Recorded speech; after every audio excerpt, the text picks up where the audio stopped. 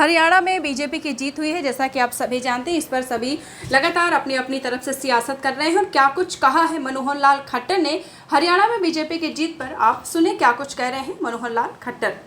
जनता ने एक ऐसा संदेश दिया है कि मोदी जी के जो सरकार की नीतियां हैं, मोदी जी की जो उपलब्धियां हैं, जो हमारा काम करने का तरीका है, कार्यपद्धति का, वो जनता के ऊपर असर कर रहा था। और जनता ने उसका प्रत्युत्तर में भारतीय जनता पार्टी की हरियाणा में तीसरी बार सरकार बनाई है।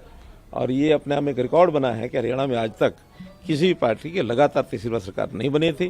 पहली बार भारतीय जनता पार्टी ने हरियाणा में लगातार तीसरी बार सरकार बनाई। कांग्रेस पार्टी ने एक मुद्दा बनाया था, पहलवान, किसान और जवान, ये मुद्दा बना करके कांग्रेस पार्टी इस बार चुनाव में उतरी थी। आप क्या लगता है ये मुद्दा उनका चला नहीं? मुद्दा तो यही था। मुद्दा ये था कि हमने जितना हरियाणा के किसान के लिए, हरियाणा के जवान के लिए, हरियाणा के पहलवान के लिए किया है, कांग्रेस तो कर ही नहीं सकती है। और ये चीज़ लोगों को पता है। वो लोग किसी भी प्रकार की कोई बात करेंगे, वो जनता को जो सही बात है वही पसंद आएगी, जो गलत बात वो पसंद नहीं आएगी। हमने किसानों के लिए भरपूर किया, बहुत काम किया है। इसलिए मैं तो आज इस समय इतना ही संक्षेप में कहना चाहूँगा कि जो चीज़ जनता ने महसूस की, कांग्रेस के भ्रम में नहीं आई है। यहाँ का लोकतंत्र, हरियाणा का लोकतंत्र बहुत ही परिपक्व है, जनता बड़ी परिपक्व है। और जनता ने एक हमारे कामों पर, मोदी जी की नीतियों पर एक मुहर लगाई है। और मैं इसका श्रेय जनता को देता हूँ, भारतीय जनता पार्टी के कार्यकर्ताओं को देता हूँ। सर, सारे चुनाव पूर्वानुमानों को धत्ता बताते हुए ये बड़ी जीत हुई है, क्या कहेंगे? पूर्वानुमान जो लगाते हैं, ये उनको इंट्रोस्पेक्शन करना है कि किस आधार पर कैसे पूर्वानुमान करते हैं। पूर्व अनुमान जो हैं वो जनता अपने मन की बात सबको बताती भी नहीं है। और जिस प्रकार के पूर्व अनुमान हैं, बहुत बार पहले भी फेल हुए हैं, इस बार भी फेल हुए हैं। और थोड़ा सा गहराई में आप लोगों को जो भी करते हैं पूर्व अनुमान, उनको करना चाहिए। क्या लगता है कांग्रेस कहाँ फेल हो गई?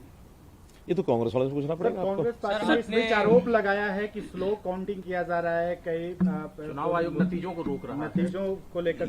ये तो कभी कभी हमको भी लगता है कि कांग्रेस वाले जब हार देख रहे थे तो कहीं ना कहीं इस चीज में कैसे कोई बोला जाए कुछ। क्योंकि हमारे मुख्यमंत्री जी ने पहले जैसे कहा कि दिन आएगा जब जनता देगी उनको जवाब, और ये एक ही बात कहेंगे कि ये ईवीएम खराब। सर, आपने जब वोटिंग के दिन से बात करी थी, 36 बिरादरी उनके साथ है, क्या 36 बिरादरी ने कांग्रेस का साथ नहीं? मैं अपनी बात कह सकता हूँ, मेरे से कांग्रेस की बात क्यों पूछे? आप उनसे पूछिए। मुझे पता है कि हमने हरियाणा में जब 2014 में चुनाव लड़ा था, मैंने स्वयं से एक नारा दिया था, हरियाणा एक, हरियाणवी एक।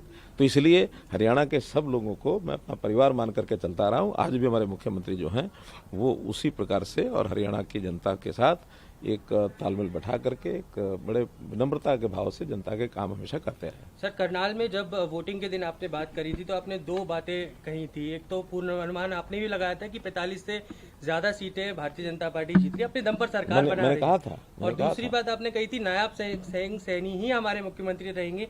क्या इस बात की आप हमारे हाईकमांड ने, हमारे एचएम साहब ने ये प्रत्यक्ष घोषणा की हुई है। और उस नाते से फिर भी नया जब इस प्रकार का कोई बात होती है तो जो पार्लियामेंट्री बोर्ड के हाथ में होता है।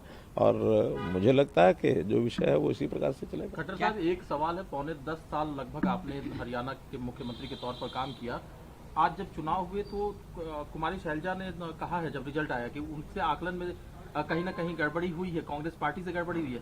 क्या शैलजा और हुड्डा साहब के बीच जो मीडिया में भी चल रहा था कि कुछ न कुछ तनातनी है, उसका असर भी पड़ा है? आप अपना अनुमान लगा करके उनसे पूछिए क्या बात थी क्या नहीं। मैंने जो कहना था अपने हिसाब से मैं पहले कहा था, और वही बात पर आज भी हूं मैं कि हमारी पार्टी एकजुट होकर के और अपने पक्की नीतियों के हिसाब से काम करती है। जनता में उसका असर जाता है। के काम, आपके कार्यकाल के दौरान जो काम हुए उस पर मुहर लगी जनता की, आपको लगता है? भारतीय जनता पार्टी का जो भी 10 साल का कार्यकाल है उस सारे के ऊपर भी मोहर लगाई है। हमारे केंद्रीय नेतृत्व, मोदी जी की जो 11 साल केंद्र में हो गए हैं, उन्होंने जो उनकी नीतियां हैं और केंद्र की जो हमारी उपलब्धियां सब मिला करके, और भारतीय जनता पार्टी